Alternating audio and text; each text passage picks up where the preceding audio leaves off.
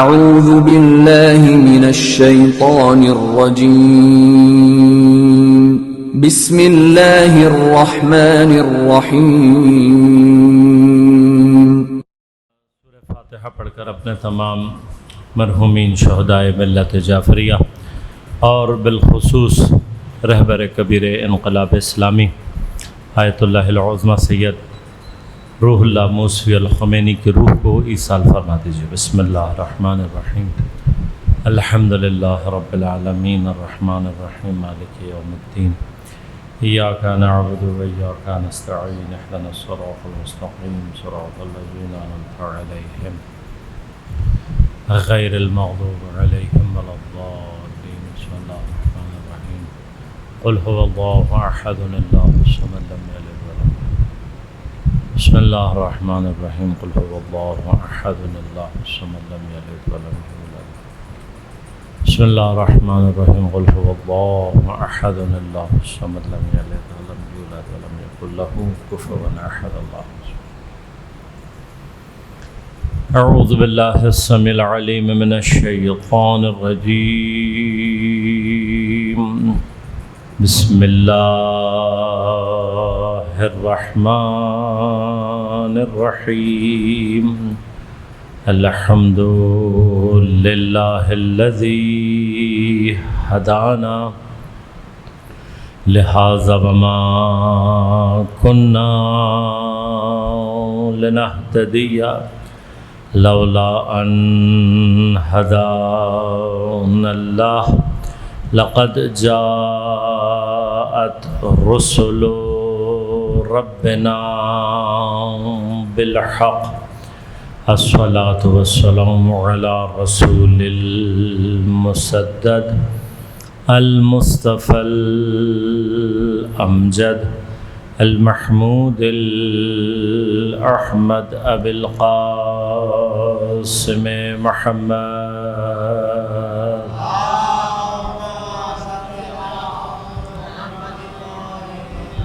والصلاة والسلام على أسد الله الغالب غالب على كل غالب علي بن أبي طالب والصلاة والسلام على سيدة المعصومة مظلومة الطاهرة البتول بضعة الرسول فاطمة الزهراء سيدة النساء العالمين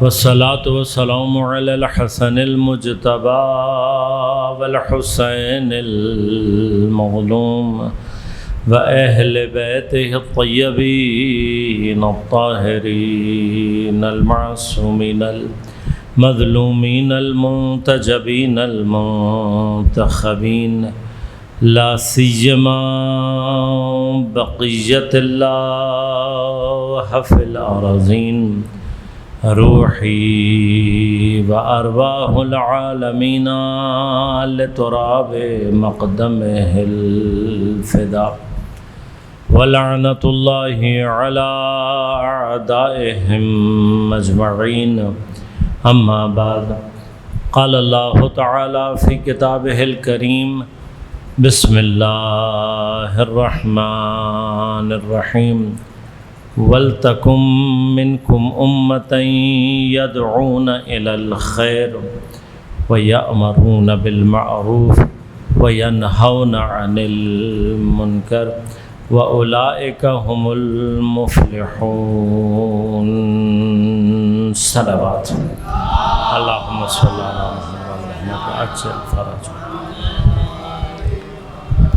مومنین کرام، سامعین محترم، عزیزان گرام قدر، جیسا کہ آپ مستحضر ہیں کہ رہبر کبیر انقلاب اسلامی امام خمینی رضوان اللہ تعالی علیہ کی برسی کے سلسلے میں اس مجلس کو برپا کیا گیا۔ گفتگو کے لیے میں نے سورہ مبارکہ آل عمران کی 104 نمبر آیت کو سرنامہ کلام کے طور پر آپ کی خدمت میں پیش کی۔ پروردگار عالم ارشاد فرما رہا ہے وَلْتَكُمْ مِنْكُمْ، اور چاہیے کہ تم میں سے یا تم لوگ اس طرح کے ہو جاؤ۔ کیسے ہو جاؤ؟ امتن، تمہیں چاہیے کہ تم کیا ہو جاؤ؟ امت۔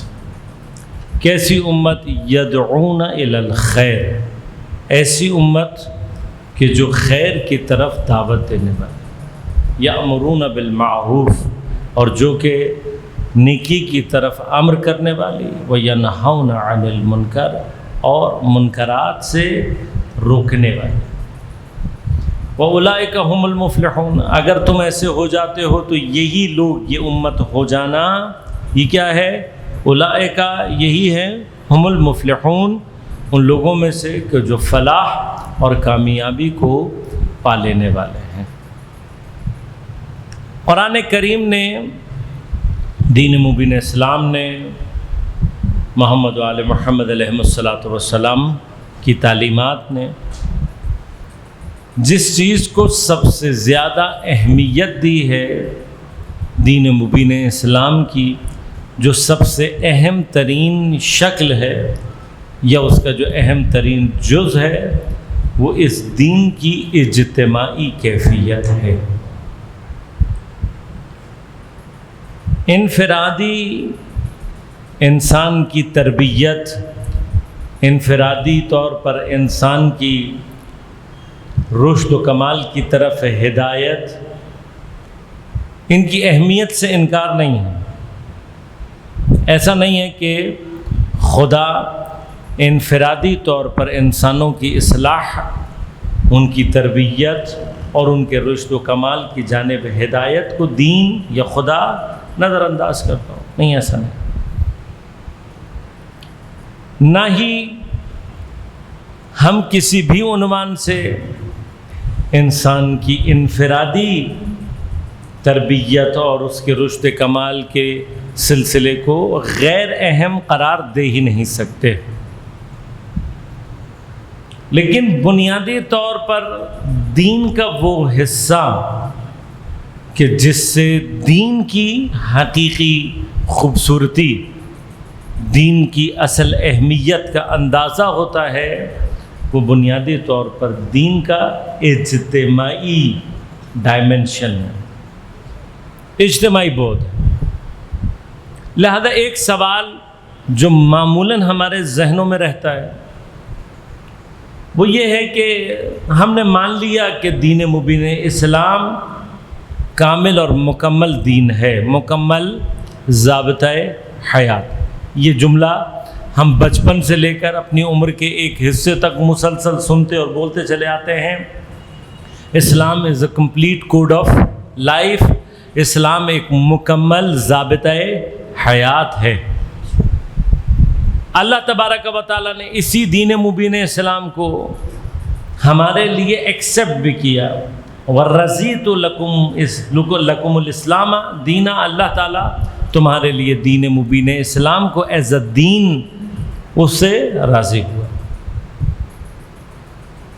ان الدین عند اللہ الاسلام، اللہ کے نزدیک دین کیا ہے؟ اسلام۔ اب یہ جو اسلام ہے، اور پھر اس اسلام کی،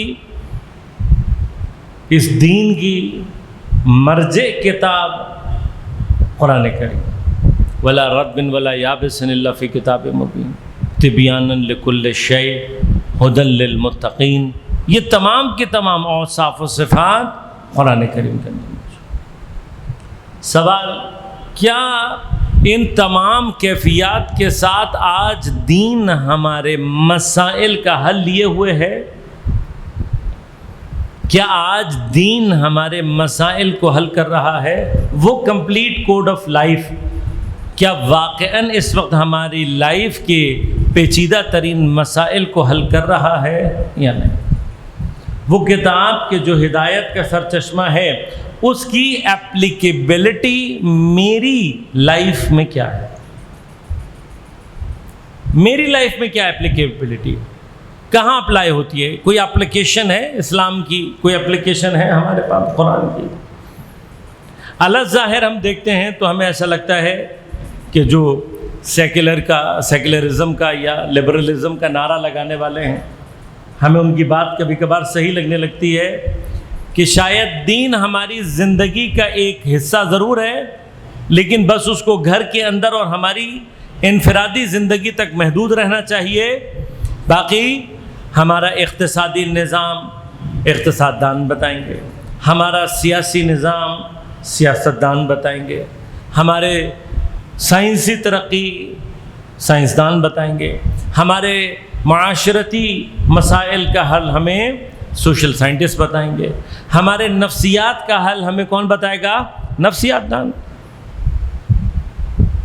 اب یہاں پر پہلا مرحلہ کیا ہے؟ پہلا مرحلہ یہ کہ ہم نے قرآن کو بنیادی طور پہ پڑھا نہیں ہے، نہ ہم نے قرآن پڑھا اور نہ قرآن سمجھا۔ اب بغیر قرآن کو پڑھے اور بغیر سمجھے ہم نے ایک ذہنیت قرآن کے بارے میں کیا بنا لی کہ قرآن کریم کوئی عبادات، اطاعات، کچھ جملہ دینی مسائل کو بیان کرنے والی کتاب کا نام ہے۔ لہذا ایک کامن انڈرسٹینڈنگ ہماری قرآن کے بارے میں کیا ہے کہ بھئی یہ نماز، روزہ، زکوٰۃ، وضو، خمس، اس طرح کے مسائل کو بیان کرنے والی کتاب۔ یہ پہلی مس انڈرسٹینڈنگ ہے ہماری قرآن کے حوالے سے۔ اب اس کی وجہ سے کیا ہوتا ہے؟ سائنسدان، بچہ مطلب سائنس پڑھ رہا ہے، آپ اس سے کہیں کہ بھائی آپ قرآن، وہ کہتا ہے جو میرے قرآن میں میرے لیے کیا ہے؟ میرے لیے تو کچھ بھی نہیں ہے قرآن میں۔ کمپیوٹر سائنس سے ریلیٹڈ بچے، ان کو کہو، وہ کہتے ہیں بھائی میں قرآن کیوں پڑھوں؟ مجھے قرآن سے کیا فائدہ ہوگا؟ قرآن نے کون سا آرٹیفیشل انٹیلیجنس کی باتیں کی ہیں، کون سی پروگرامنگ کی باتیں کی ہیں، کون سی کمپیوٹر سے ریلیٹڈ؟ مولانا صاحب کوئی آیت اگر ہو تو ہمیں بھی دکھا دیں۔ یہ کامن ہے نا۔ اکانومسٹ سے پوچھو تو وہ کہے گا بھائی اکنامکس کا کیا کام ہے؟ یہی حال سوشولوجسٹ کا، یہی سائیکالوجی کا، یہی پولیٹیکل سائنس کا۔ یعنی زندگی کی کسی بھی فیلڈ میں، تو میں تھوڑا سا اس مسکنسیپشن کو پہلے حل کروں پھر آگے کی طرف بڑھوں۔ قرآن کریم کے بارے میں جس کا بھی یہ خیال ہے کہ یہ فقہی مسائل کو بیان کرنے والی کتاب ہے تو وہ شدیداً اشتباہ میں مبتلا۔ کیوں؟ اس لیے کہ قرآن کی ایک اندازے کے مطابق آیات کتنی ہیں؟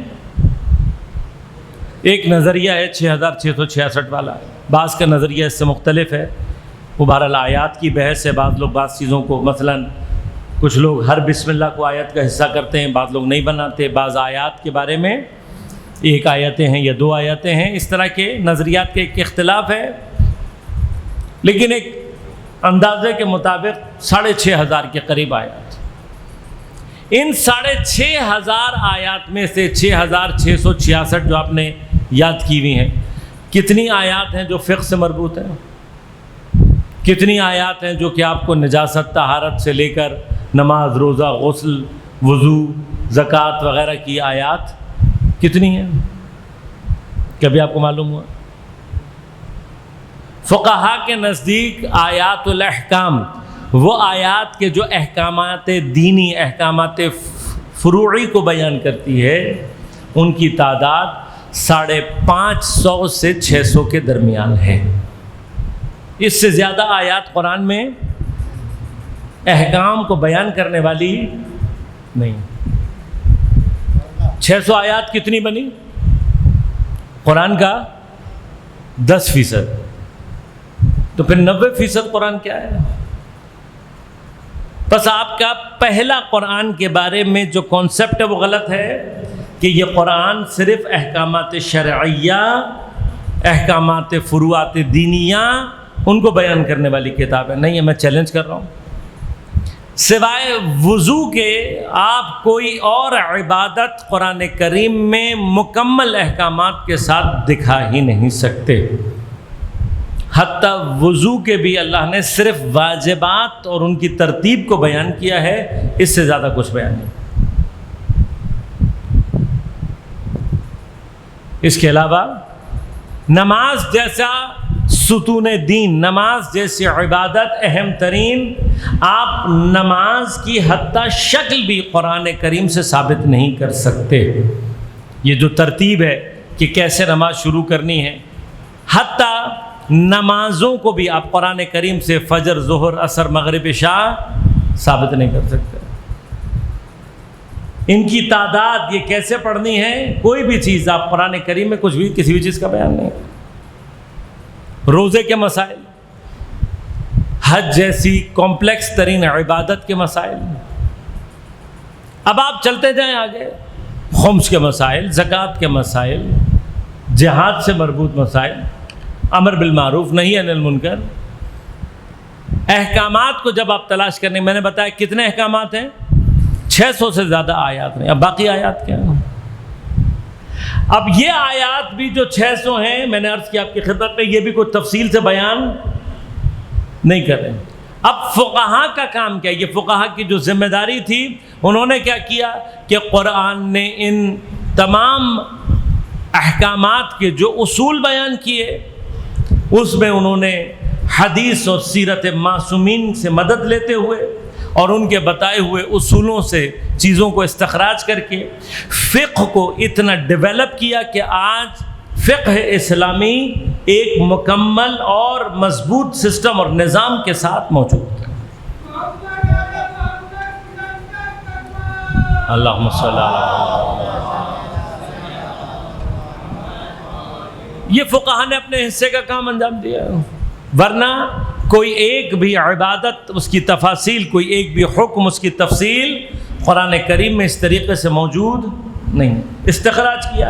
اب وہ چیز، اچھا خود دین کا ایک اہم ترین ہم نے سمجھا ہوا کیا ہے کہ بھئی یہی احکام، یہی نماز، روزہ، زکوٰۃ، یہی تو پڑھانے آیا ہے دین۔ اگر یہ اتنے ہی امپورٹنٹ مسائل ہیں تو خدا نے 10% سے زیادہ ان کے اوپر توجہ کیوں نہیں دی؟ اور سوال ابھی باقی ہے یہ کہ باقی 90% کیا ہے قرآن؟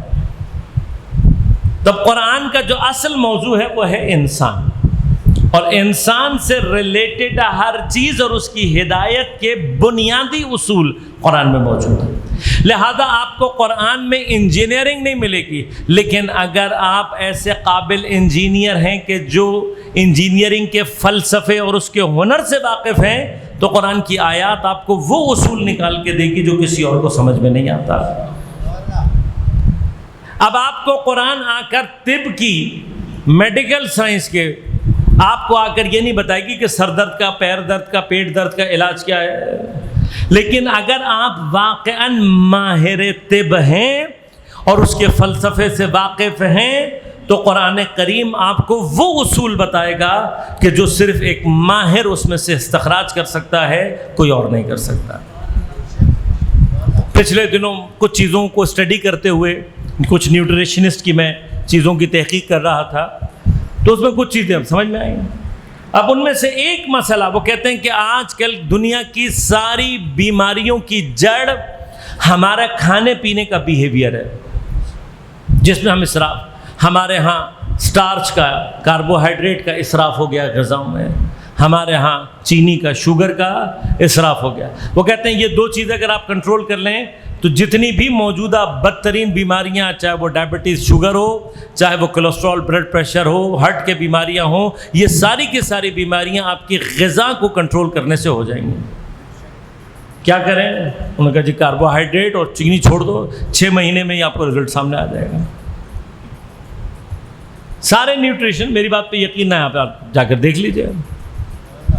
اب یہ اصول جو یہاں پر موجود ہے، قرآن اشارہ کر رہا ہے، کہہ رہا ہے کلو واشربو ولا تسرفو، کھاؤ پیو مگر اسراف مت کرو۔ اب آج نیوٹریشنسٹ کیا کہہ رہا ہے؟ وہ کہہ رہا ہے بھائی اتنا کھاؤ جتنا تمہارے بدن کو ضرورت ہے۔ لہٰذا اکثر جتنے نیوٹریشنسٹ ہیں وہ کہتے ہیں کہ سب سے یعنی جو بہترین طریقہ عام زندگی کی روٹین میں، وہ کہتے ہیں 3 وقت کا کھانا نقصان دہ، اور ہم اپنی عام ڈیلی روٹین میں کم از کم 5 سے 6 مرتبہ کھانا کھاتے ہیں۔ وہ کہتے ہیں یہ سوائے آپ کو تباہ کرنے کے کچھ اور نہیں ہے۔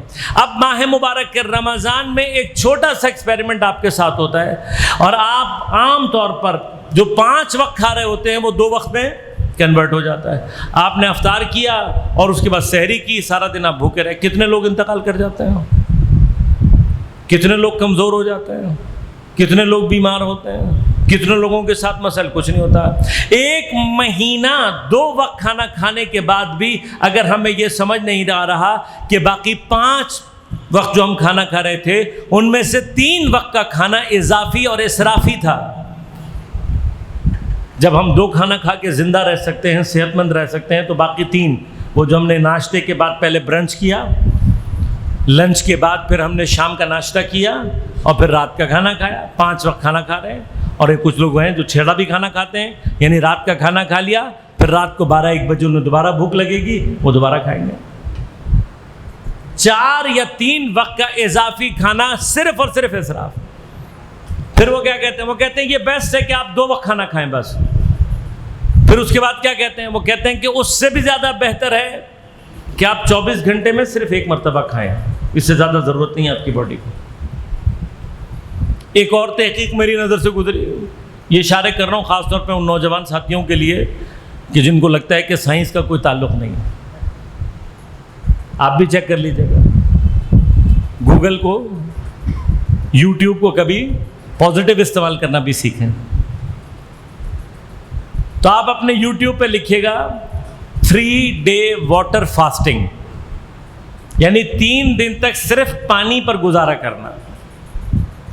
اب اگر میں عام طور پر آپ کو کبھی یہ بات بتاؤں تو آپ کہیں گے مولانا بندہ تو زندہ ہی نہیں رہے گا۔ یہ کامن کانسیپٹ ہے ہمارا اس بارے میں کہ اگر آدمی 3 دن کھانا نہ کھائے صرف پانی پیے تو کیا ہوگا؟ زندہ نہیں رہ پائے گا۔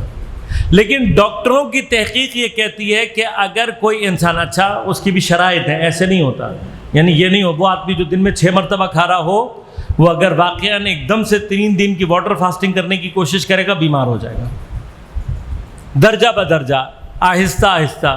اور اگر آپ کو مختلف بیماریاں نہیں ہیں تو آپ یہ کام کر سکتے ہیں۔ لیکن اگر آپ آہستہ آہستہ اپنے آپ کو وہاں تک پہنچا دیں،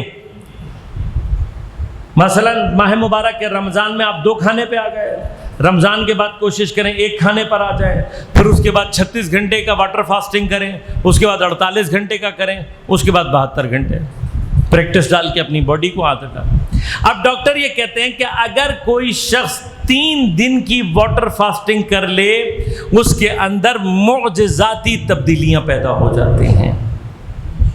جس ڈاکٹر کو اس وقت کینسر کے علاج میں نوبل پرائز ملا ہے، اس کی تحقیق یہ کہتی ہے کہ انسان کی باڈی کے اندر ایک فنکشن ہے جس کو اٹوفیگی کہتے ہیں۔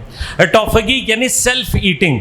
وہ کہتے ہیں یہ کیا پروسیس ہے؟ جب انسان ایک حد سے زیادہ بھوکا رہتا ہے تو یہ بھوک بجائے اس کو نقصان پہنچانے کے اس کے ساتھ کمال یہ کرتی ہے کہ اس کے اندر ایک پروسیس شروع کرتی ہے جو کہلاتی ہے اٹوفیگی۔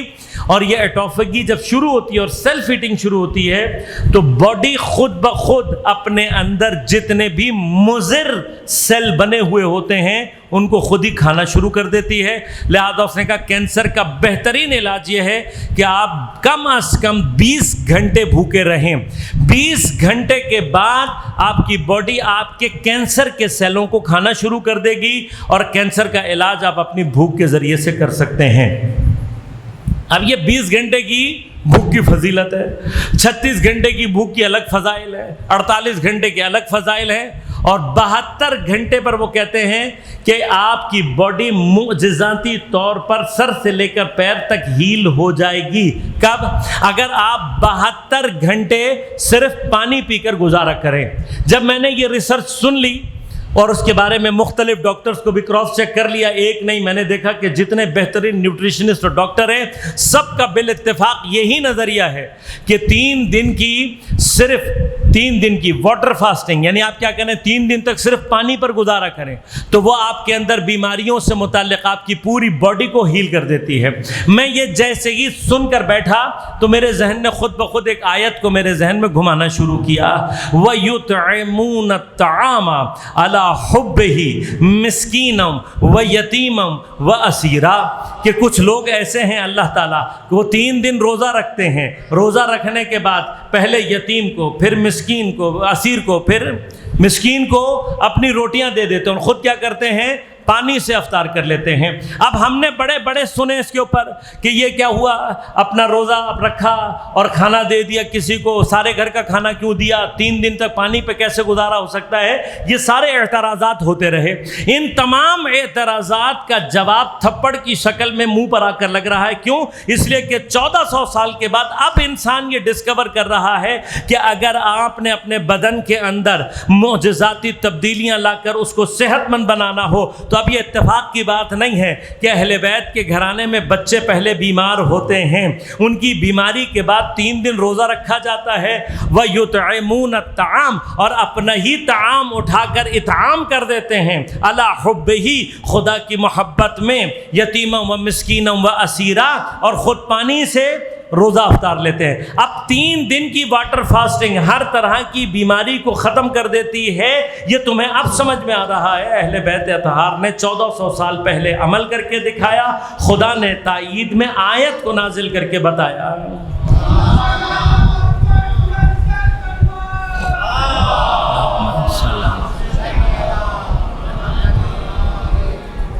ہمیں کیوں نہیں سمجھ میں آیا؟ اس لیے کہ ہمارے ہاں کوئی ایسا نہیں ہے کہ جو کبھی اس نیت کے ساتھ قرآن پڑھے یا اس نیت کے ساتھ تعلیم حاصل کرے کہ میں اس تعلیم کے ذریعے سے قرآن اور اہل بیت اطہار کی سیرت پر کام کروں گا۔ میرا ہدف، میرے بچے کا ہدف یہ ہوگا، میں اپنے بچے کو ڈاکٹر یا انجینئر کس لیے بنانا چاہتا ہوں؟ تاکہ یہ کمائے اور مجھے کھلائے۔ تو ہم اپنے بچوں کو بھی اہل بیت کے لیے پال نہیں رہے ہوتے۔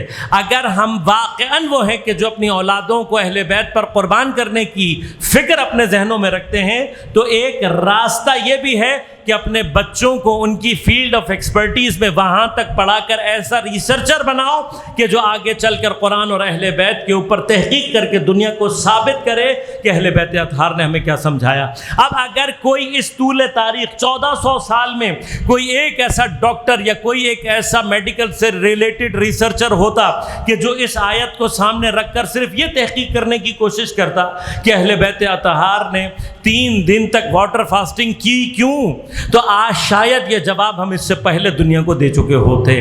لیکن جب ہم نے قرآن کو اپنی زندگی سے خود ہی دور کر دیا، تو اب اگر ہم نے قرآن کو دور کر دیا تو پھر قرآن ہمیں ہدایت کرنے والا نہیں ہے۔ لہٰذا اب یہ جوانوں کا کام ہے۔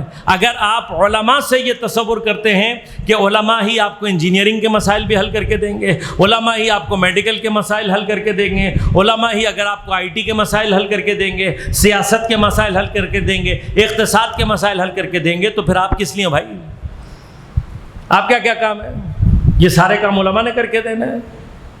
یہ سارا کام، یہ ساری ذمہ داری علماء کی نہیں ہے، ہر شخص کی ذمہ داری۔ لہذا دین مبین اسلام اپنے تمام نظام کے ساتھ اب 1400 سال میں چند ایک چیزوں کو، اس لیے کہ کبھی موقع رہا تو تاریخی موضوعات تو ہم ویسے بھی زیادہ سننا نہیں چاہتے، لہذا اپنی ہی تاریخ اور اس کی حقیقتوں سے نہ آشنا ہے۔ ہم اور آپ معمولاً جو تاریخ پڑھتے ہیں وہ مسلمانوں کی تو تاریخ ہے، اسلام کی تاریخ نہیں۔ اسلام کی تاریخ اور ہے، مسلمانوں کی تاریخ اور۔ مسلمانوں نے بہت جلد بادشاہت شروع کی، اور یہ بادشاہت کا راستہ اسلام کے راستے سے جدا تھا۔ یہ ملوکیت اور یہ بادشاہت، اس نے دین کو ہمیشہ اپنے لیے استعمال کیا، لہذا اب اس استعمال میں قرآن کی چند آیات اور خود اسلام کے بعض کانسیپٹ کو غلط طریقے سے پریزنٹ کیا گیا۔ ان میں سے ایک جو تصور جو کہ غلط طریقے سے پریزنٹ کیا گیا وہ ہے مسئلہ جہاد۔ میں نے لفظ جہاد کہا، اور جیسے ہی میں نے یہ لفظ آپ کے سامنے پیش کیا تو اب آپ کے ذہن میں تلواریں، بندوقیں، گولیاں، بم دھماکے گھومنا شروع ہو گئے۔ یہ 1400 سال کی ایک مینیپولیشن کا ہسٹوریکل مینیپولیشن ہے، جس کی وجہ کہ ہمارے اپنے ذہنوں میں جہاد سے تصور کیا پیدا ہو گیا؟ لڑائی، جنگ، بندوق۔ اب یہ طول تاریخ میں جو مسلمان بادشاہ تھے، انہوں نے اپنی بادشاہت کو مضبوط کرنے کے لیے دوسرے علاقوں پہ حملہ کر کے، ان کی زمینوں کو پہ قبضہ کر کے، ان کے مال اور اموال کو غارت کر کے، اپنے خزانوں کو بھرنے کے لیے جس فوج کی ضرورت تھی اس کو تیار کرنے کے لیے جہاد کا صرف ایک رخ پیش کیا، اور وہ رخ کیا تھا؟ جہاد بالسیف۔ جبکہ پیغمبر سب سے بڑی جنگ جیت کر آنے والوں کو کیا کہہ رہے ہیں کہ تم جہاد اصغر سے آئے ہو، جہاد اکبر ابھی راہ میں ہے۔ پیغمبر پہلے دن یہ سمجھا رہے ہیں کہ تم جس جگہ سے آئے ہو، تم جو جہاد کر کے آ رہے ہو وہ چھوٹا جہاد ہے، بڑا جہاد کون سا ہے؟ نفس کا جہاد۔ خدا کیا کہہ رہا ہے؟ جہاں کہیں پر بھی اللہ نے جان دینے کی بات کی ہے، ہر جگہ پر اللہ نے مال کی بات بھی کی۔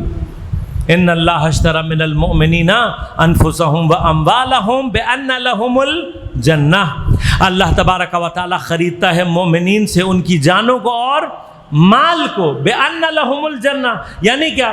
جان دو گے تب بھی جنت ملے گی، مال دو گے تب بھی۔ ہمارے اور آپ کے ذہنوں میں کیا ہے کہ بھئی جنت تو صرف جان سے ہی حاصل آتی ہے، مال سے نہیں آتی۔ خدا کیا کہہ رہا ہے؟ کمال سے بھی آ سکتی ہے، لہذا ہمیں مال دینا جہاد نہیں لگتا۔ یہ ساری کی ساری دین کی، اسلام کی، قرآن کی غلط انٹرپریٹیشنز ہیں جو کہ لوگوں کے ذہنوں میں ڈالے گئے۔ کیوں؟ مسلمان بادشاہوں کو فوج چاہیے لڑنے والی، لہذا جہاد کے سارے باقی معنی کو متروک قرار دیا گیا، ان کے فضائل، ان کے بارے میں بات کرنا ممنوع قرار دیا گیا، اور جہاد کا صرف ایک رخ دکھایا گیا، اور وہ کیا ہے؟ تلوار، جنگ۔ قرآن کیا کہہ رہا ہے؟ میں نے عرض کیا، قرآن کہہ رہا ہے کہ جان اور مال دونوں کا جہاد برابر ہے۔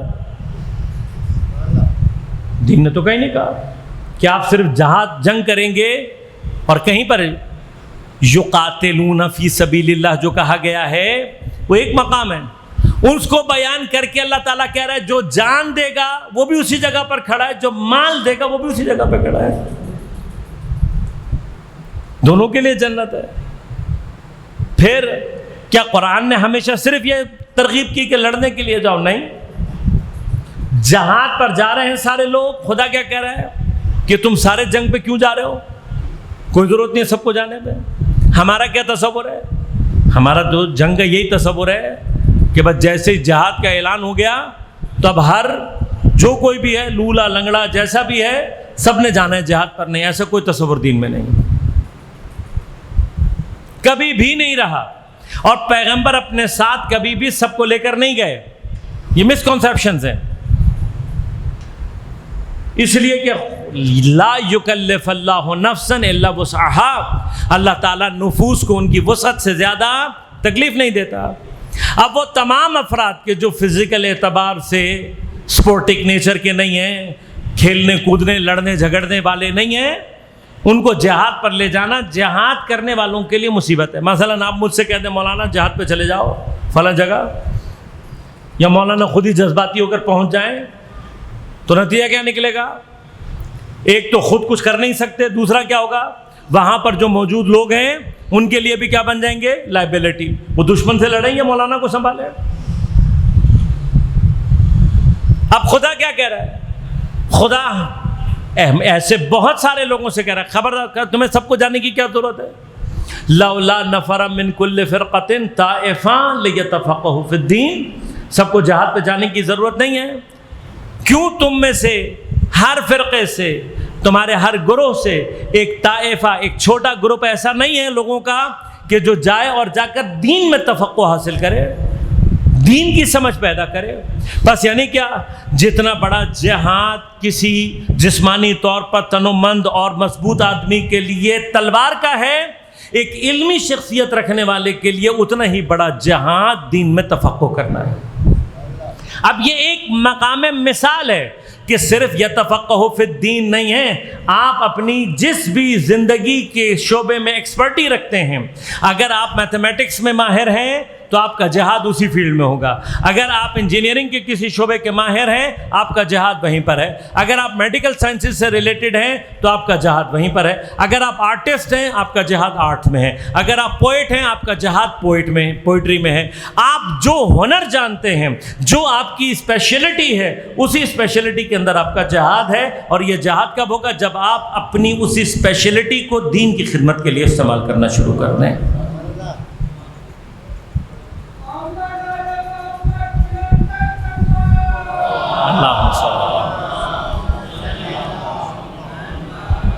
لہذا کیا ہوا؟ ہم نے جب دین کی غلط تعبیر، انہی میں سے وہ مفہوم کہ جس کو طول تاریخ میں غلط انٹرپریٹ کیا گیا، وہ کیا ہے کہ مذہب کا سیاست سے کوئی تعلق نہیں، کوئی تعلق نہیں. اور بدترین لوگ وہ ہیں کہ جو امامت کے مفہوم کو سیاست سے جدا کر کے پیش کرنے کی کوشش کرتے ہیں. اللہ اکبر، امام کا سیاست سے کیا تعلق؟ اللہ اکبر، امام حسین مگر حکومت کے لیے جائیں گے؟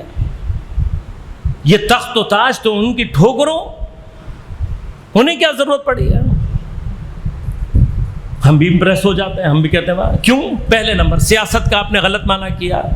امام جعفر صادق علیہ الصلوۃ والسلام کے دور میں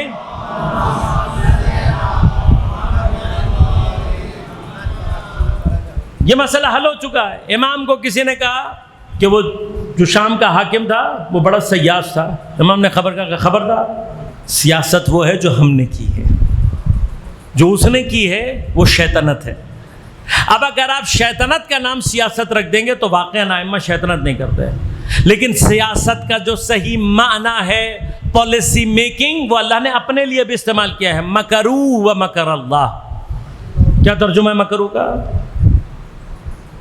مگر اللہ کا کیا معنی ہے؟ خدا نہ خواستہ نیگیٹو معنی لوگے یہاں پر نہیں. یہاں پہ مکرہ کا کیا معنی ہے؟ کیا کہتے ہو؟ کہا جی یہ اپنی پالیسیاں بناتے ہیں، خدا اپنی پالیسی ہے. خدا پالیسی بنائے جائز، اس کا نمائندہ بنائے تو ناجائز. تعارض دیکھیں آپ کبھی بھی. اب یہ مسائل ہیں، یہ ہر روز حتیٰ ائمہ کا لباس پہن کر ممبروں پر بیٹھ کر یہ باتیں کرتے ہیں.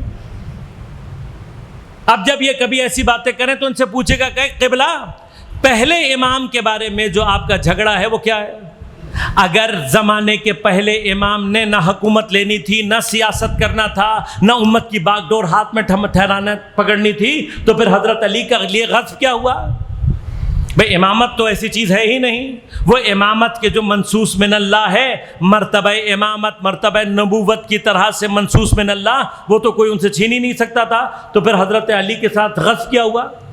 وہ کون سا حق تھا حضرت امیر کا جو غصب ہوا؟ وہ کیا باتیں تھیں جس کی خاطر حضرت کے گھر کو آگ لگائی گئی؟ حضرت کے سامنے ان کی زوجہ کو زخمی کیا گیا، حضرت کے سامنے ان کے بچے کو ساقط کر کے شہید کیا گیا. یہ سب کچھ کیوں ہوا تھا؟ کیا چیز تھی یہ؟ آپ کس بات کا رونا روتے ہیں پھر؟ یہ جو آپ اتنی پھر باتیں کرتے ہیں، وہاں پر آ کر آپ لوگوں کو جذباتی کرنے کے لیے وہاں تو بڑی بڑی باتیں کرتے ہیں. وہ کیا چیز تھی؟ کیا مرحلہ تھا وہ؟ آپ وہاں پر حضرت امیر کیا چاہتے تھے؟ وہاں پر امت نے جس چیز میں ساتھ نہیں دیا وہ کیا تھا؟ یہ پوچھیں سوال کہ یہ جو آپ امام حسین کے لیے کہہ رہے ہیں کہ وہ تو بس مرنے کے لیے، شہید ہونے کے لیے گئے تھے کیونکہ اللہ نے ان کے لیے شہادت مقدر کر دی تھی، یہ وعدہ تھا، ورنہ ان کو تخت سے، سیاست سے، حکومت سے کوئی کام نہیں تھا. اس سے زیادہ بڑی توہین امامت کی اور امام حسین کی کوئی اور نہیں ہے. یعنی امام کا کوئی ہدف ہی نہیں ہے سوائے اس کے کہ اپنے اور اپنے بچوں کو مار دیں تاکہ تمہیں رلوا کے جنت میں پہنچا دیں. یہ عیسائیت کا تصور ہے. عیسائیت کو یہ تصور دیا گیا کہ حضرت عیسیٰ کی قربانی تمہیں بخشوانے کے لیے ہے، اور جب یہاں تک لے گئے تو اگلا سٹیپ کیا تھا کہ قاتلوں کا شکریہ ادا کرو. نہ یہ حضرت عیسیٰ کو مصلوب کرتے، نہ قربانی ہوتی، نہ تم بخشے جاتے. اب آپ کو اور ہمیں یہ طبقہ اسی طرف لے جانا چاہتا ہے کہ امام حسین تو چونکہ پیدا ہی شہید ہونے کے لیے ہوئے تھے، لہذا کل کو وہ آپ سے کہیں گے کہ ان کا شکریہ ادا کرو. یہ امام حسین کو نہ شہید کرتے، نہ شہادت ہوتی، نہ میں اور تم بخشے جاتے. ظلم ہے. یہ سب سے بڑا ظلم ہے کہ آپ امامت کو، سلسلہ امامت کو سیاست اور حکومت الہیہ کے تصور سے کیا کرنے ہیں؟ جدا کرنے. تب بحث ہے نا بھائی کیا مرحلہ تھا؟ امام کا کون سا حق ہے جو غصب ہوا ہے؟ ائمہ کے متعلق جب آپ کہتے ہیں کہ وہ کون سا مرحلہ ہے، کیا بات تھی، ائمہ کے کیوں دشمن تھے، کیوں ائمہ کو زہر دیا گیا؟ اگر ان کا سیاست سے کوئی تعلق نہیں تھا، اگر وہ حکومت الہیہ، اصلاً تصور لفظ امام ترجمہ کریں اردو میں کیا بنے گا؟ رہبر، قائد۔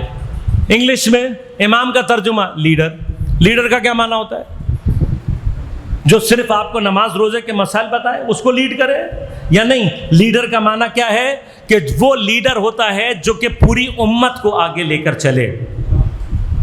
لہذا غور کیجئے گا، اللہ نے دن میں 5 مرتبہ جماعت کے امام کے ساتھ ایک مرتبہ آپ کا رابطہ قائم کر کے آپ کو یہ بتایا ہے کہ جب تک تم کسی کے پیچھے اپنا کلیکٹیو بیہیویئر، سوشل بیہیویئر ایجاد نہیں کرو گے، تمہارا اس کے ساتھ امامت کا رابطہ ایجاد۔ لہذا دن میں 5 مرتبہ اللہ تعالیٰ آپ کو یہ سمجھاتا ہے۔ آپ کی جماعت کب بنے گی؟ جب تک کہ آپ نیت جماعت نہ کر لیں۔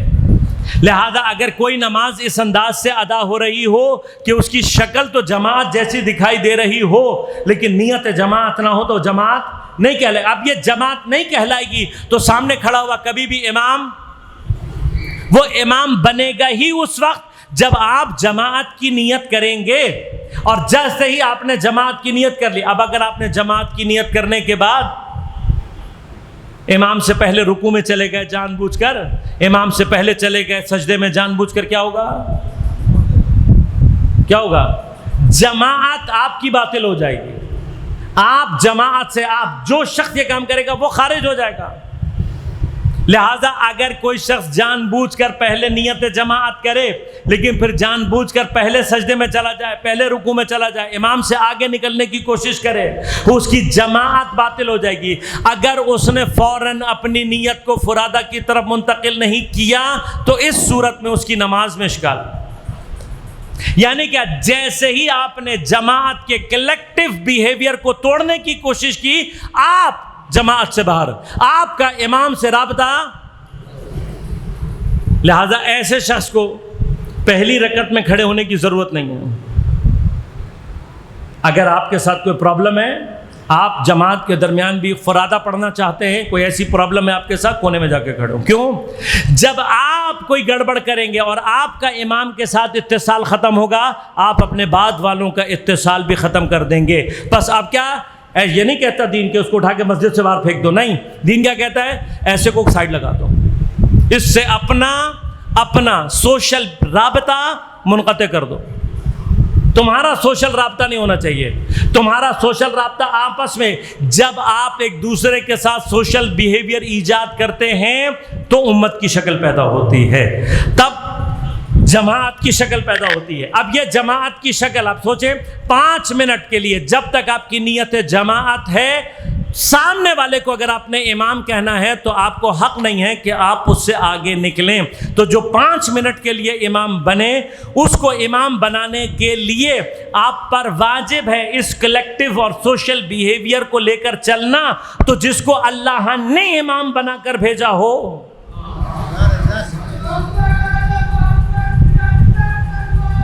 اللہم صلی وَجَعَلْنَا مِنْهُمْ أَئِمَّةً يَهْدُونَ بِأَمْرِنَا، ہم نے، اور اللہ تعالیٰ ان کو امام بناتا ہے کہ جو ہدایت کرتے ہیں ہمارے امر سے۔ اب جس کو اللہ نے امام بنا دیا، اگر ہم اس کے پیچھے امت نہیں بنیں گے، ہمارا امام سے کوئی رابطہ ایجاد نہیں ہوگا۔ لفظاً امام کو امام کہنے والے، مگر دنیا میں کوئی امت ایسی ہے، کوئی قوم ایسی ہے، کوئی مذہب ایسا ہے کہ جو امام حسین کو امام نہ کہتا ہو؟ عیسائی امام حسین کہتے ہیں، ہندو امام حسین کہتے ہیں، تمام اسلام کے فرقے امام حسین کہتے ہیں، جن کا مذہب نہیں ہے کوئی، وہ بھی کیا کہتے ہیں؟ امام۔ تو یہ سب امام حسین کو امام کہنے والے، امام کے پیچھے کھڑی ہونے والی امت بن جائیں گے۔ بس لفظ سے کوئی امام نہیں بن سکتا۔ امام لفظ سے نہیں بنتا، امام بیہیویئر سے بنتا ہے، عمل سے بنتا ہے۔ کون سا عمل؟ انفرادی نہیں، اجتماعی۔ لہذا طول تاریخ میں وہ تصورات کہ جن کو مینیپولیٹ کیا گیا اور غلط انٹرپریٹ کیا گیا، ان میں سے ایک کانسیپٹ کیا ہے کہ جی دین کا کوئی اجتماعی سیاسی بیہیویئر نہیں ہے، کوئی کام نہیں ہے۔ یہ سب سے بڑا ظلم ہے جو کہ اسلام پر کیا گیا. اب آپ غور کیجئے گا، قرآن آپ سے یہ نہیں کہتا کہ اچھے مسلمان بنو، اچھے عبادت گزار بنو. قرآن آپ سے کیا کہتا ہے؟ بنو کیا بنو؟ امت. وَلْتَكُمْ مِنْكُمْ، تمہیں چاہیے کہ تم بنو کیا؟ امت. امت کیسے بنو گے؟ یہ امت کیسے وجود میں آتی ہے؟ یہ امت وجود میں اس وقت آتی ہے کہ جب ہم امام کے ساتھ اپنا آپس میں اجتماعی رابطہ قائم کریں. ہم امت بنیں گے تو امام کا تصور خود بخود پیدا ہو جائے گا. اگر ہم امت نہ بنے، لفظاً ہم جتنا مرضی امام کہتے رہیں، ہمارا امام کے ساتھ رابطہ امامت ایجاد نہیں ہوگا. یہ سارے کا سارا کیوں کہا گیا؟ اس لیے کہ اپنی بادشاہت، اپنی سیاست، ان تمام چیزوں کو محفوظ کرنے کے لیے ضروری تھا کہ انفرادی دین کی ترویج کی جائے اور اجتماعی کیفیات کو روکا جائے. کیوں؟ جیسے ہی تم امت بنو گے، یدعون الی الخیر، تمہیں ایسی امت ہونی ہے جو خیر کی طرف بلانے والا ہو. یامرون بالمعروف، تم نے ایک کلیکٹیو بیہیویئر میں، بس یامرون بالمعروف تنہا مرحلہ نہیں ہے، یامرون بالمعروف ایک اجتماعی بیہیویئر ہے. یعنی کیا؟ اگر آپ کی سوسائٹی میں کوئی شخص کوئی نیکی انجام نہیں دے رہا، آپ کا کلیکٹیو بیہیویئر اس کو امر کرنے والا ہونا چاہیے. ینہون عن المنکر، اگر آپ کی سوسائٹی میں کوئی شخص زناکار ہے، شراب پینے والا ہے، آپ کی زبان نہیں، آپ کا عمل. اور عمل کیا ہے؟ ایسے شخص کے ساتھ رابطہ منقطع کر دو، اس کے گھر آنا جانا چھوڑ دو، اس کے سلام کا جواب دینا چھوڑ دو، اس کے گھر نہ بیٹی دو، نہ اس سے بیٹی لو، نہ اس سے ہاتھ ملاؤ، نہ اپنی محفلوں میں اس کو بیٹھاؤ، کسی جگہ نہیں بلاؤ. جب تم اس سے سوشل بائیکاٹ کرو گے، تمہارا یہ سوشل بائیکاٹ کرنا ہی سب سے بڑا ینہون عن المنکر بن جائے گا. کلیکٹیو بیہیویئر، سوشل بیہیویئر، امت بننا. ہم نے آج تک امت، اب یہ ضرورت تھی بادشاہوں کی، اس کے مقابلے پر ائمہ کی ضرورت کیا تھی؟ ائمہ کی ضرورت یہ تھی کہ تم امت بنو. لہذا لفظ شیعہ گروہ، شیعہ کا معنی کیا ہے؟ ایک آدمی شیعہ نہیں ہوتا، یاد رکھیے گا.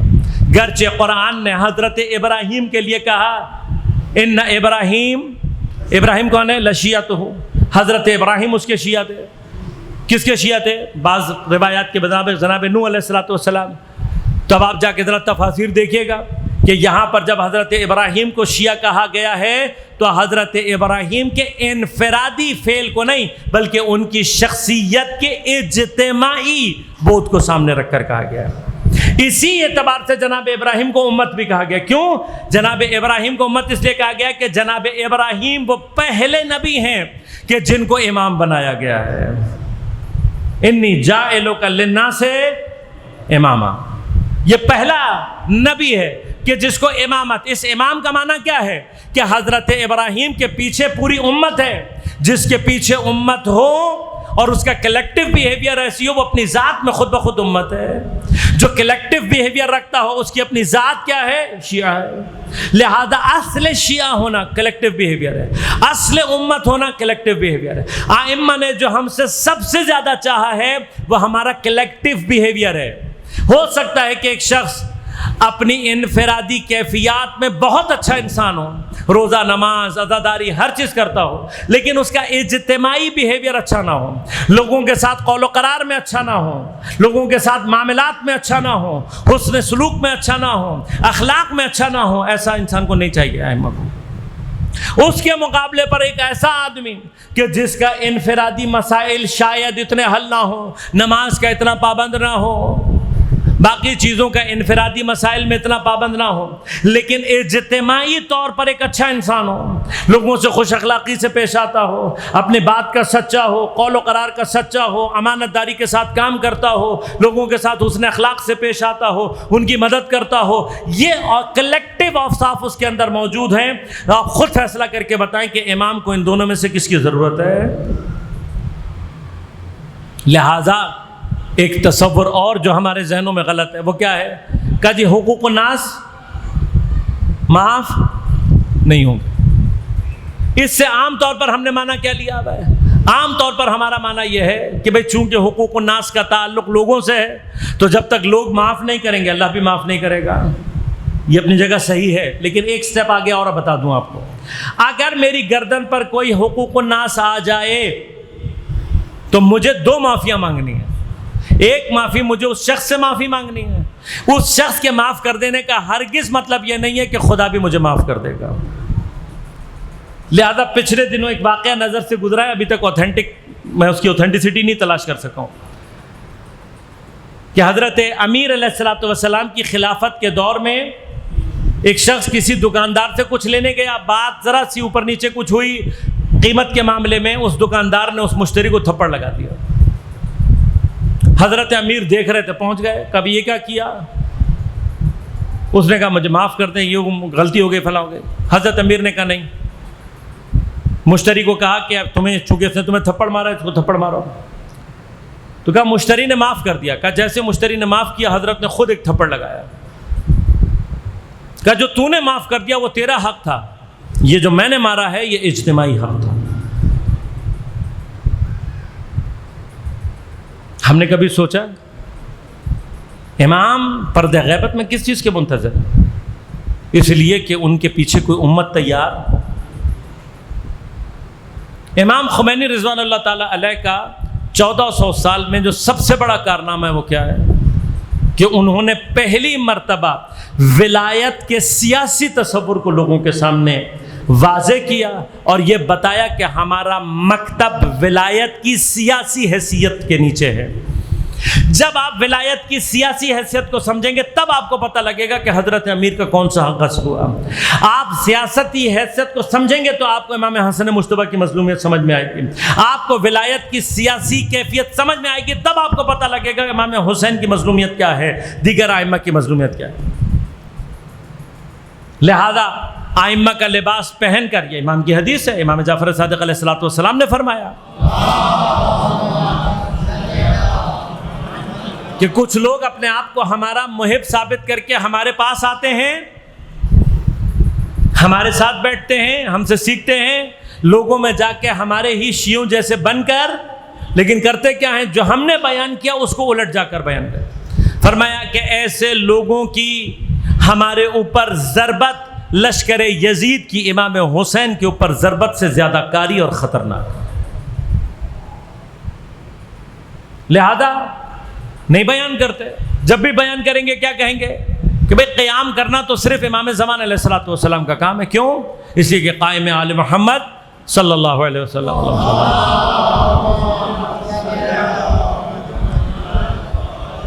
کون ہے؟ امام زمانہ۔ امام کے علاوہ کوئی قائم آج تک کسی نے بتایا آپ کو؟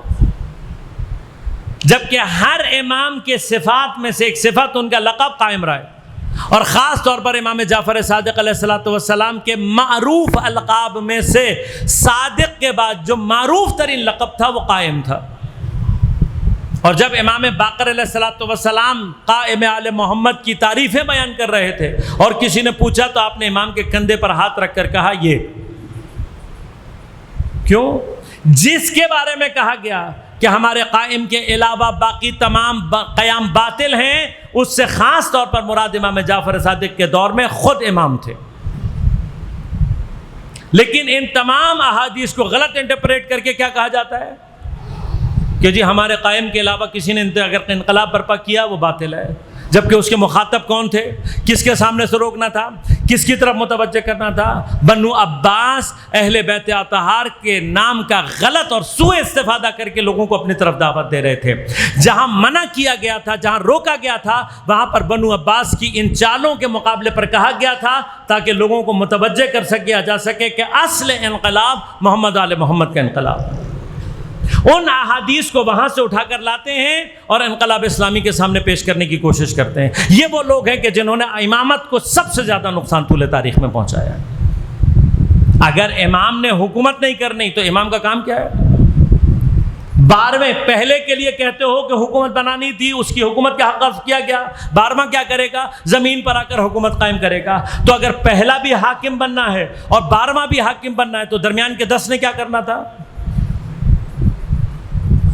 یہ وہ شبہات ہیں، یہ وہ خرافات ہیں کہ جو ہمارے نوجوان نسل میں بوئے جاتے ہیں تاکہ ان کو انقلاب سے اور اس اجتماعی کیفیت سے دور رکھا جائے اور اپنے زمانے کے امام کی کمر کو توڑا جائے۔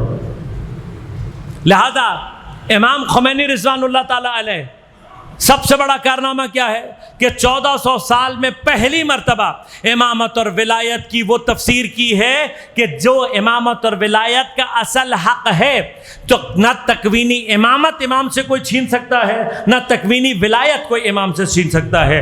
وہ امامت جو چھینی گئی وہ سیاسی امامت تھی، وہ امامت جو اور ولایت جو امام سے چھینی گئی وہ سیاسی ولایت تھی، اور یہی امام کا زمین کے اوپر سب سے بڑا حق ہے، اور اس کے لیے ہمیں امت بننا ہے۔ اگر ہم اپنے اندر کلیکٹیو بیہیویئر ایجاد نہیں کر سکتے، اگر ہم آپس میں اچھے نہیں ہو سکتے، نہ ہم امام کے شیعہ بن سکتے ہیں اور نہ امام سے رابطہ پیدا کر سکتے ہیں امامت کا۔ پس اب کرنا کیا ہے؟ کرنا یہ ہے کہ ہمیں آج سے اپنے کلیکٹیو بیہیویئر کو تبدیل کرنا ہے۔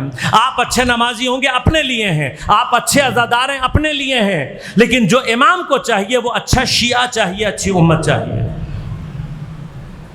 کلیکٹیو بیہیویئر، آپ کے اجتماعی بیہیویئر کے اندر ایک دوسرے سے حسن زن چاہیے، ایک دوسرے کے تحمل چاہیے، ایک دوسرے کی عزت اور آبرو چاہیے۔ اگر آپ کسی مومن کی عزت نہیں کر سکتے تو جماعت سے باہر آپ ہوں گے، امت سے خارج آپ ہوں گے۔ یہ مت سمجھے کہ میں مومن ہوں دوسرا نہیں، جو اپنے آپ کو مومن سمجھ کے دوسروں کو نہیں سمجھ رہا وہی اس جماعت سے باہر ہے۔ امام کو کیا چاہیے؟ Collective behaviour.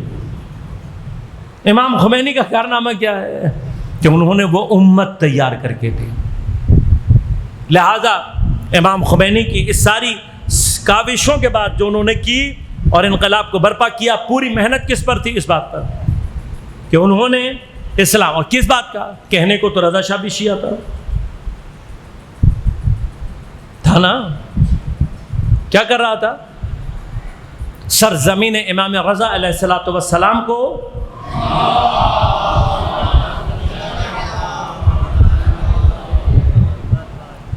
شاہ خراسان آپ کہتے ہیں نا، شاہ خراسان کی سرزمین خراسان کو اس پورے ریجن کی عیاشی کا اڈا بنانے جا رہا تھا۔ بنا لو شیعہ رشتہ دار جتنا بنانا ہے، یہ شیعہ نہیں ہے۔ آپ کے نزدیک ہو سکتا ہے، ہمارے نزدیک نہیں ہو سکتا۔ جو خط امامت سے جدا ہے، امام خمینی کا سب سے بڑا کارنامہ ہی ہے کہ انہوں نے اس غلاف کو توڑا اور پہلی مرتبہ امامت اور ولایت اور دین کی سیاسی حاکمیت کے تصور کو پیش کیا گیا۔ لہذا ولایت فقیہ کا تصور فقیہ کی حکومت نہیں ہے، فقہ کی اور دین کی حکومت کا نام ہے، اور اس حکومت کی اصل ہی یہ ہے کہ جب دین کی حکومت قائم ہوگی خود بخود دین کے وارث زمانے کے امام کی حکومت قائم ہو جائے گی۔ جب تک امام پردہ غیبت میں ہیں، اس حکومت کی ذمہ داری امام کے بعد کس کے ہاتھ میں ہونی چاہیے؟ فقیہ کے ہاتھ میں۔ اس کے علاوہ ولایت فقیہ کا کوئی اور کانسیپٹ نہیں ہے۔ دین کی حکومت، ہم نے اپنے زمانے کے امام کو کیا پیغام بھیجنا ہے؟ اپنے کلیکٹیو بیہیویئر کے ذریعے سے یہی پہنچانا ہے کہ مولا ہم وہ امت ہیں جو اس کے اوپر دین حکومت کرے۔ جس دن ہم نے اپنے زمانے کے امام کو یہ پیغام بھیج دیا تو پھر کوئی وجہ نہیں ہے امام کو اس سے مزید پردہ غیبت پہ رہے۔ لیکن یہ امام کی ادنا، کل میں ایک صاحب کا کسی نے مجھے کلپ شیئر کیا، واقعاً افسوس ہوتا ہے بعض لوگوں کی فکر پر۔ کہتے ہیں جی اگر کسی نے بھی لوگوں کو امامت تک اگر پہنچانے کی، کسی بھی عالم کو امام تک پہنچانے کی کوشش کی، بس یہ سٹاپ، یہ غلط۔ اب ان کا اپنا مسئلہ کیا ہے؟ ان کا اپنا مسئلہ یہ ہے کہ انہوں نے امامت کو بہت چھوٹا رکھا ہوا ہے۔ انہوں نے امامت کا تصور اتنا محدود اور چھوٹا رکھا ہوا ہے کہ جب فقیہ اپنا قد بلند کرتا ہے ان کو امام سے بڑا دکھائی دینے لگتا ہے۔ یہ تمہاری آنکھوں اور عقل کا فطور ہے، تم نے امامت کو چھوٹا کیا ہے۔ ہماری نظر میں امامت کیا ہے؟ فرمایا کہ ہمیں خدا نہ سمجھو، اس کے بعد ہمارے جو مرضی تعریف بیان کر دو، تم ہماری کبھی بھی تعریف بیان نہیں کر سکتے۔ تو جس کا امام اتنا بڑا ہو اس کا فقیہ اتنا بڑا ہوتا ہے کہ چھوٹی نظر اور تنگ نظر رکھنے والوں کو بڑا دکھائی دینے لگتا ہے۔ امام کا کام ہے منیت کی منزل تک پہنچانا، تو جن کے پاس سلمان و منا اہل البیت جیسے لوگ موجود ہوں، جن کے لیے مالک کے اشتر جیسے لوگ موجود ہوں، کہ جن کے لیے خود امیر کہہ رہے ہیں کہ مالک میرے لیے ویسے ہے جیسے میں پیغمبر کے لیے تھا، تو جنہوں نے ایسے افراد کو دیکھا ہو وہ زمانے کے مالک اشتر کو بھی پہچانتے ہیں، زمانے کے سلمان کو بھی پہچانتے ہیں، زمانے کے مسلم کو بھی پہچانتے ہیں۔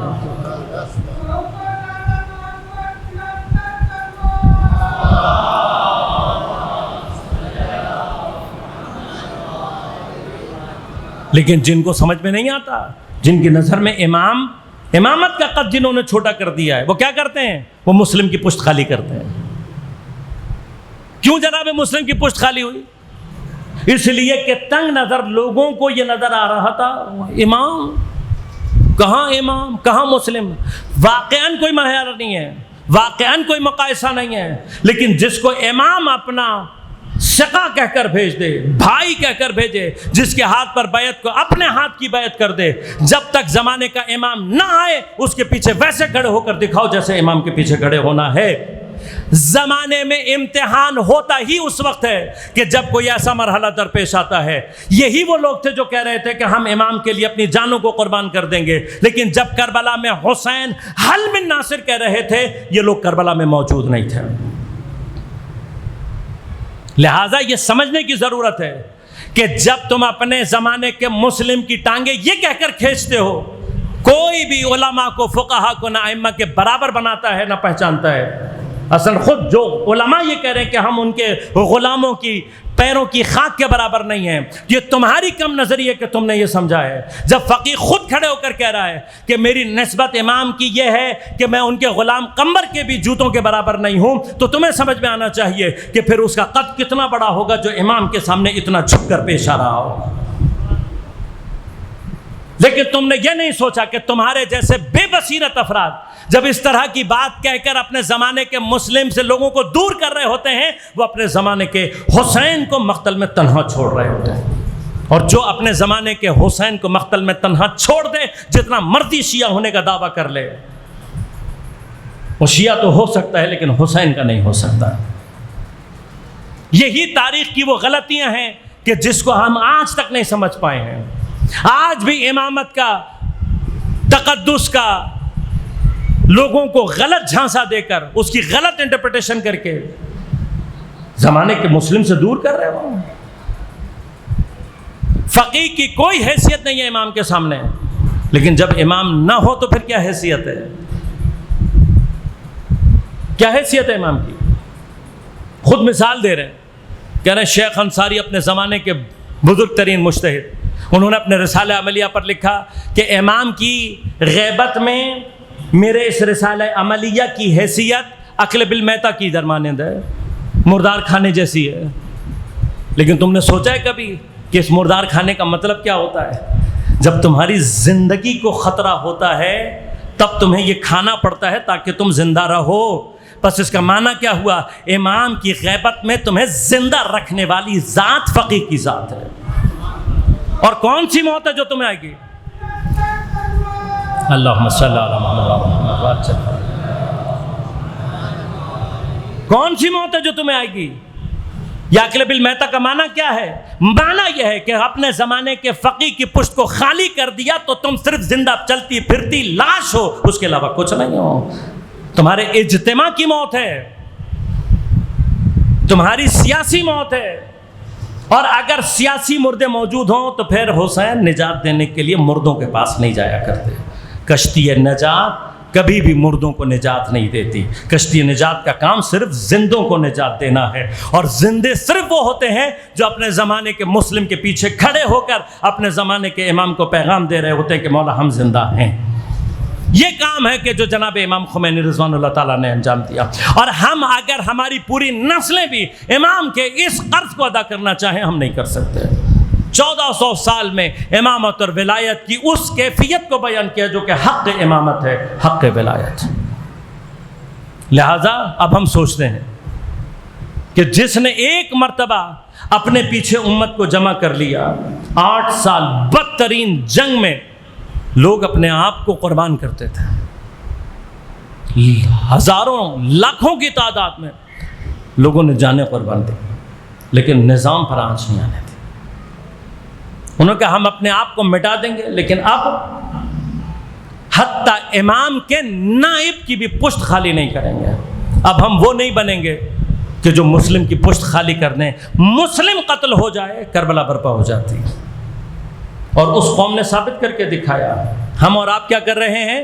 ہم آج آپ بھی کوفہ کے وہ کوفی بنے ہوئے ہیں کہ جو مسلم کی ٹانگیں کھینچنے کی کوشش کر رہے ہیں۔ کیا کرنا ہے ہم نے؟ اپنے زمانے کے مسلم کے پیچھے جمع ہونا ہے۔ کوئی سیاسی نظام، امام خمینی اسی لیے کیا کہتے ہیں، نہ شرقی نہ غربی، کوئی سیاسی نظام آپ کو کبھی بھی، آپ نے 75 سال کر کے دیکھ لیا، آج بھی آپ بدترین سیاسی مسائل کا شکار ہیں۔ کیوں؟ اس لیے کہ ہم آج تک تیار نہیں ہیں امام کی امت بننے کے لیے، امام زمانہ کی حکومت بنانے کے لیے۔ اور بہت ہی جاہلانہ فکر ہوتی ہے جب بیٹھ کر یہ کہا جاتا ہے کہ جی پاکستان میں امام زمانہ کی حکومت کیسے بن سکتی ہے، ہم تو تھوڑے سے ہو کر کیسے بنا سکتے ہیں؟ تم نے کبھی جا کر سیاسی تنظیموں کا مطالعہ کیا کبھی؟ پاکستان میں اس وقت بعض ایسی بھی سیاسی تنظیمیں ہیں کہ جن کے فالوورز کی تعداد سینکڑوں یا ہزاروں سے زیادہ نہیں ہے، وہ سیٹ بھی جیتتے ہیں، ان کا رہبر اسمبلیوں میں آتا بھی ہے، ان کے حقوق کا تحفظ بھی کرتا ہے، اور وہ اپنے رہبر کے لیے حکومت اور اس کے لیے وزارت کے خواب بھی دیکھ رہے ہوتے ہیں۔ تعداد کتنی؟ کچھ ہزار۔ اور جو پاکستان کی 20 سے 25% آبادی کا حصہ رکھتے ہو، کبھی اگر زندگی میں بھی سیاست پڑھی ہو تو آپ کو پتہ لگے گا کہ 20% کسی بھی ملک کی سیاسی حیثیت کیا رکھتی ہے۔ کبھی جا کر پڑھیں سیاست تو آپ کو پتہ لگے گا۔ اتنی بڑی سیاست، اتنی بڑی طاقت ہونے کے باوجود بھی اگر کسی کے دماغ میں یہ باتیں ہیں تو اس سے زیادہ بڑا سیاسی جاہل اور بے بصیر کوئی نہیں ہو سکتا۔ آپ کو پتہ ہے 20% کی طاقت ہوتی کیا ہے؟ اور تاریخ میں آپ نے دکھایا بھی ہے، ایسا نہیں ہے۔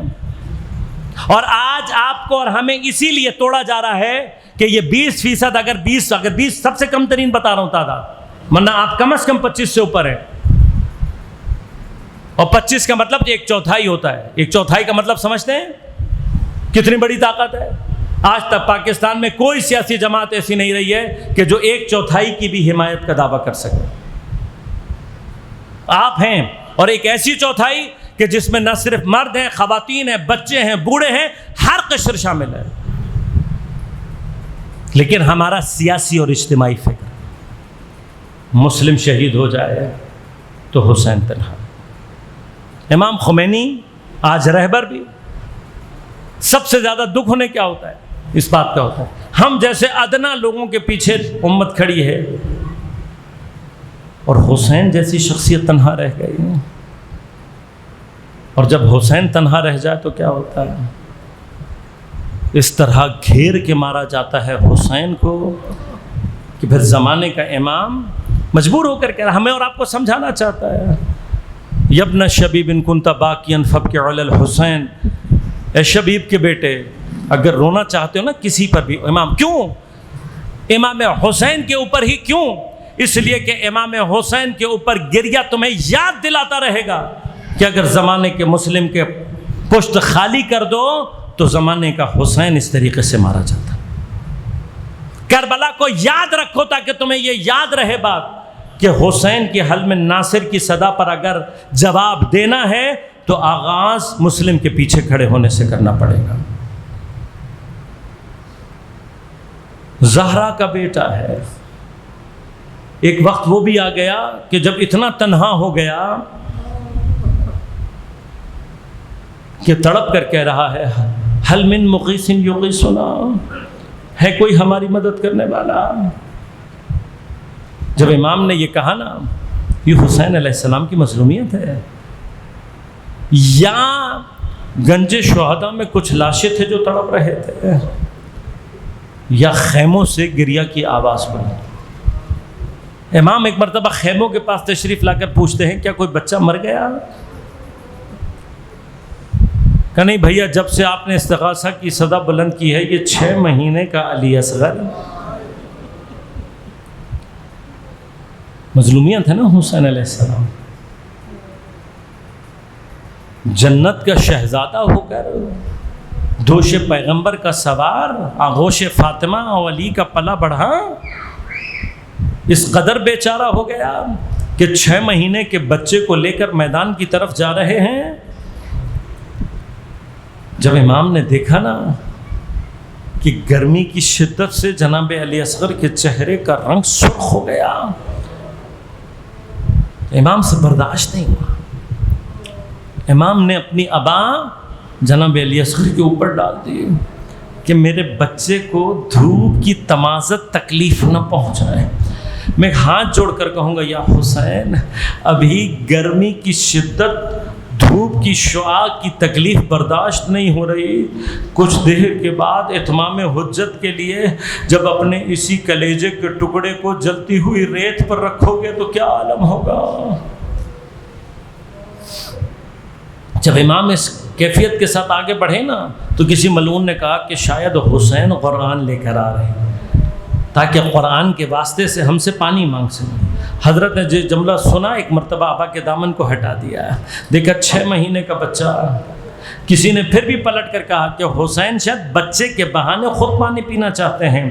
کچھ نہیں کیا امام نے، اپنا 6 مہینے کا جگر کا ٹکڑا جلتی ہوئی ریت پر رکھ کر کچھ قدم پیچھے ہٹ گئے، بس اتنا کہا تمہاری دشمنی میرے ساتھ ہے نا، اس کو پانی پلا دو۔ ارے اس کی ماں کا دودھ خشک ہو گیا ہے، یہ اس حالت میں ہے کہ شاید اب پانی پی کر بھی زندہ نہ بچے۔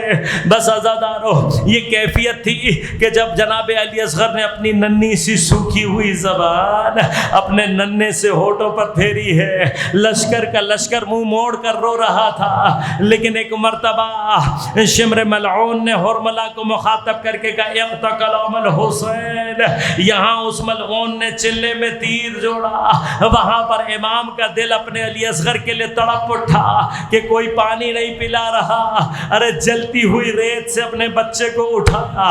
ایک مرتبہ حسین چاہتے ہیں اپنے علی اصغر کو ایک مرتبہ بوسہ دے دے، ابھی حسین کا چہرہ علی اصغر کے نزدیک پہنچا تھا۔ ایک قیامت صغریٰ علی حسین علیہ السلام کی آغوش میں برپا ہو گئی، مجھے نہیں معلوم، لیکن زیارت ناحیہ میں امام نے سلام کر کے کہا السلام علیکہ ایھا الطفل الصغیر، میرا سلام ہو اس طفل صغیر اور رضی پر جو باپ کی گود میں ایک کون سے دوسرے کون تک ذبح کر